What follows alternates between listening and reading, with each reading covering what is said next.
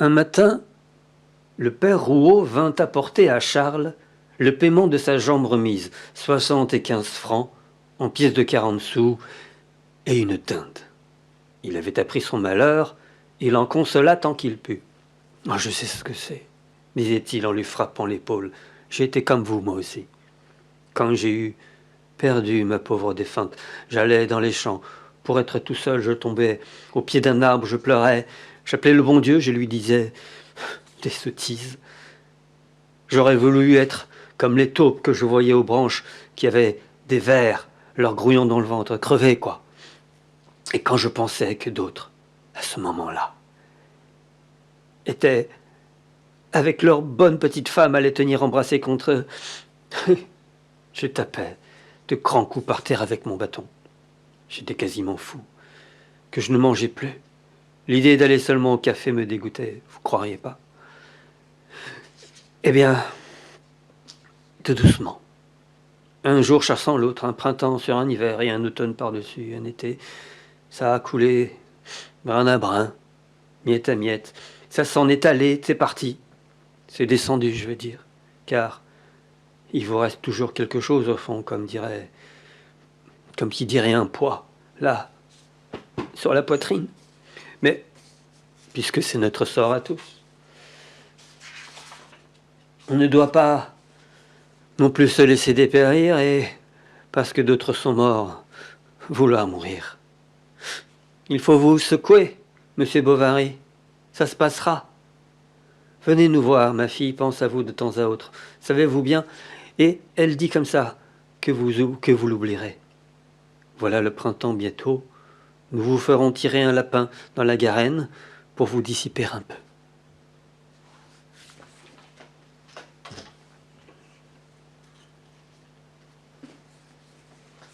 Charles suivit son conseil. Il retourna au Berthaud. Il retrouva, tout comme la veille, comme il y avait 5 mois, c'est-à-dire, les poiriers, déjà, étaient en fleurs et le bonhomme Rouault, debout maintenant, allait et venait, ce qui rendait la ferme plus animée. Croyant qu'il était de son devoir de prodiguer au médecin le plus de politesse possible, à cause de sa position douloureuse, il le pria de ne point se découvrir la tête, lui parla à voix basse comme s'il eût été malade et même fit semblant de se mettre en colère de ce que l'on n'avait pas apprêté à son intention quelque chose d'un peu plus léger que tout le reste, tel que des petites pots de crème ou des poires cuites. Il conta des histoires. Charles se surprit à rire, mais le souvenir de sa femme, lui revenant tout à coup, l'assombrit. On apporta le café, il n'y pensa plus. Il y pensa moins, à mesure qu'il s'habituait à vivre seul. L'agrément nouveau de l'indépendance lui rendit bientôt la solitude plus supportable. Il pouvait changer maintenant les heures de ses repas, rentrer ou sortir sans donner de raison, et, lorsqu'il était bien fatigué, s'étendre sur ses 4 membres, tout en large, dans son lit. Donc il se choya, se dorlota, et accepta les consolations qu'on lui donnait. D'autre part, la mort de sa femme ne l'avait pas mal servi dans son métier, car on avait répété pendant un mois « Oh, ce pauvre jeune homme, quel malheur !» Son nom s'était répandu, sa clientèle s'était accrue, et puis il allait au Berthaud tout à son aise. Il avait un espoir sans but, un bonheur vague. Il se trouvait la figure plus agréable en brossant ses favoris devant son miroir. Il arriva un jour vers 3 heures. Tout le monde était aux champs. Il entra dans la cuisine, mais n'aperçut point d'abord Emma. Les auvents étaient fermés. Par les fentes du bois, le soleil allongeait sur les pavés de grandes raies minces qui se brisaient à l'angle des meubles et tremblaient au plafond. Des mouches sur la table montaient le long des verres qui avaient servi et bourdonnaient en se noyant au fond dans le cidre resté. Le jour qui descendait par la cheminée, veloutant la suie de la plaque, bleuissait un peu les cendres froides. Entre la fenêtre et le foyer, Emma cousait. Elle n'avait point de fichu. On voyait sur ses épaules nues de petites gouttes de sueur. Selon la mode de la campagne, elle lui proposa de boire quelque chose. Il refusa, elle insista, et enfin lui offrit, en riant, de prendre un verre de liqueur avec elle. Elle alla donc chercher dans l'armoire une bouteille de curaçao, atteignit 2 petits verres, emplit l'un jusqu'au bord, versa à peine dans l'autre, et, après avoir trinqué, le porta à sa bouche. Comme il était presque vide, elle se renversait pour boire, et, la tête en arrière, les lèvres avancées, le cou tendu, elle riait de ne rien sentir, tandis que le bout de sa langue, passant entre ses dents fines, léchait à petits coups le fond du verre. Elle se rassit et reprit son ouvrage, qui était un bas de coton blanc où elle faisait des reprises. Elle travaillait le front baissé, elle ne parlait pas, et Charles non plus. L'air, passant par le dessous de la porte, poussait un peu de poussière sur les dalles. Elle le regardait, se traînait. Il la regardait se traîner, et il entendait seulement le battement intérieur de sa tête avec le cri d'une poule au loin, qui pondait dans la cour, qui pondait dans les cours. Emma, de temps à autre, se rafraîchissait les joues en y appliquant la paume de ses mains qu'elle refroidissait après cela sur la pomme de fer des grands chenets. Elle se plaignait d'éprouver depuis le commencement de la saison des étourdissements. Elle demanda si les bains de mer lui seraient utiles. Elle se mit à causer du couvent, Charles de son collège. Les phrases leur vinrent. Ils montèrent dans sa chambre. Elle lui fit voir ses anciens cahiers de musique, les petits livres qu'on lui avait donnés en prix, et les couronnes en feuilles de chêne abandonnées dans un bas d'armoire. Elle lui parla encore de sa mère, du cimetière, et même lui montra, dans le jardin, la plate-bande dont elle cueillait les fleurs tous les premiers vendredis de chaque mois pour aller les mettre sur sa tombe. Tous les premiers vendredis de chaque mois pour les aller mettre sur sa tombe. Mais le jardinier qu'ils avaient n'y entendait rien. On était si mal servi. Elle eût bien voulu, ne fût-ce au moins que pendant l'hiver habitait la ville, quoique la longueur des beaux jours rendit peut-être la campagne plus ennuyeuse encore durant l'été. Selon ce qu'elle disait, sa voix était claire, aiguë, ou, se couvrant de langueur tout à coup, traînait des modulations qui finissaient presque en murmures, quand elle se parlait à elle-même, tantôt joyeuse, tantôt les yeux naïfs, puis les paupières à demi closes, le regard noyé d'ennui, la pensée vagabondant. Le soir, en s'en retournant, Charles reprit une à une les phrases qu'elle avait dites, tâchant de se les rappeler, d'en compléter le sens, afin de se faire la portion d'existence qu'elle avait vécue dans le temps qu'il ne la connaissait pas encore. Mais jamais il ne put la voir en sa pensée différemment qu'il ne l'avait vue la première fois, ou telle qu'il venait de la quitter tout à l'heure. Puis il se demanda ce qu'elle deviendrait, si elle se marierait, et à qui. Pardon. Hélas, le père Rouault était bien riche, et elle, si belle. Mais la figure d'Emma revenait toujours se placer devant ses yeux, et quelque chose de monotone, comme le ronflement d'une toupie, bourdonnait à ses oreilles.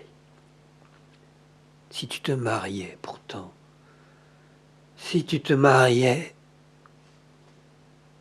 La nuit, il ne dormit pas, sa gorge était serrée, il avait soif. Il se leva pour aller boire à son pot à eau, et il ouvrit la fenêtre. Le ciel était couvert d'étoiles, un vent chaud passait, au loin des chiens aboyaient. Il tourna la tête du côté des Bertaux. Pensant qu'après tout l'on ne risquait rien, Charles se promit de faire la demande quand l'occasion s'en offrirait, mais chaque fois qu'elle s'offrit, la peur de ne point trouver les mots convenables lui collait les lèvres. Le père Rouault n'eût pas été fâché qu'on le débarrassât de sa fille, qui ne lui servait guère dans sa maison. Il l'excusait intérieurement, trouvant qu'elle avait trop d'esprit pour la culture, métier maudit du ciel puisqu'on n'y voyait jamais de millionnaire. Loin d'y avoir fait fortune, le bonhomme y perdait tous les ans, car s'il excellait dans les marchés, où il se plaisait aux ruses du métier, en revanche, la culture proprement dite, avec le gouvernement intérieur de la ferme, lui convenait moins qu'à personne. Il ne retirait pas volontiers ses mains du dedans des poches, et n'épargnait point la dépense pour tout ce qui regardait sa vie, voulant être bien nourri, bien chauffé, bien couché. Il aimait le gros cidre, les gigots saignants, les glorias longuement battus. Il prenait ses repas dans la cuisine, seul, en face du feu, sur une petite table qu'on lui apportait toute servie, comme au théâtre. Lorsqu'il s'aperçut donc que Charles avait les pommettes rouges près de sa fille, ce qui signifiait qu'un de ces jours on la lui demanderait en mariage, il rumina d'avance toute l'affaire. Il le trouvait bien un peu gringalé, et ce n'était pas là un gendre comme il l'eût souhaité, mais on le disait de bonne conduite, économe, fort instruit, et sans doute qu'il ne chicanerait pas trop sur la dot. Or, comme le père Rouault allait être forcé de vendre 22 acres de son bien, qu'il devait beaucoup aux maçons, beaucoup aux maçons, beaucoup aux breliers, que l'arbre du pressoir était à remettre. Oh, s'il me la demande, se dit-il, je la lui donne. À l'époque de la Saint-Michel, Charles était venu passer 3 jours au Berthaud. La dernière journée s'était écoulée comme les précédentes, à reculer de quart d'heure en quart d'heure. Le père Rouault lui fit la conduite. Il marchait dans un chemin creux. Il s'allait quitter. C'était le moment. Charles se donna jusqu'au coin de la haie. Et, enfin, quand il l'eut dépassé, « Maître Rouault, murmura-t-il, je voudrais bien vous dire quelque chose. » Ils s'arrêtèrent. Charles se taisait. « Mais contez-moi votre histoire, est-ce que je ne sais pas tout ?» dit le père Rouault en riant doucement. « Père Rouault, balbutia Charles. « Moi, je ne demande pas mieux, continua le fermier. Quoique sans doute la petite soit de mon idée, il faut pourtant lui demander son avis.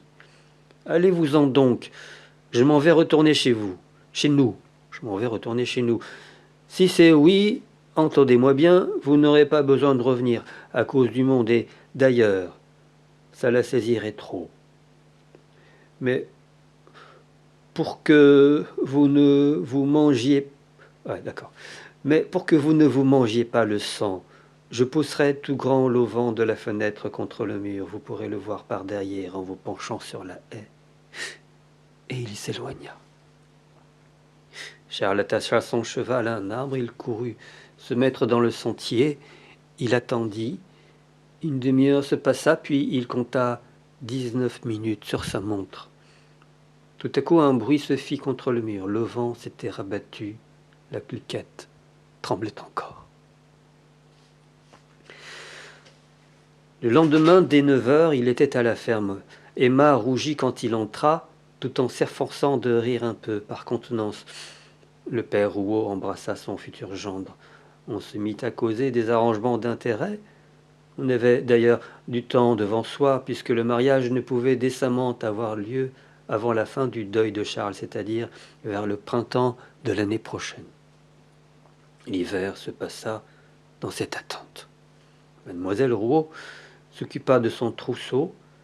Une partie en fut commandée à Rouen, et elle se confectionna des chemises et des bonnets de nuit d'après les dessins de mode qu'elle emprunta. Dans les visites que Charles faisait à la ferme, on causait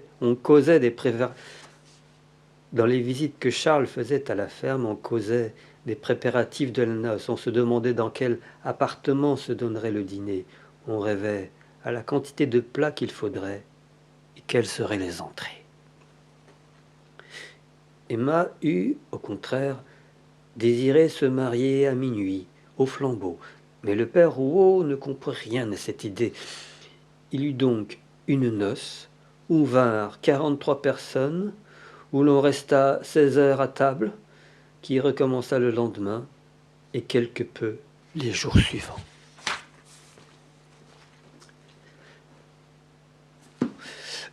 C'était un chapitre de Madame Bovary. C'était le chapitre 3, si je ne m'abuse. Oui, alors je pense que ma lecture va s'améliorer si je mets de bonnes lunettes et si je mets la lumière qu'il faut. Parce que je pense que j'ai du mal à lire, en fait. Ça doit être l'âge.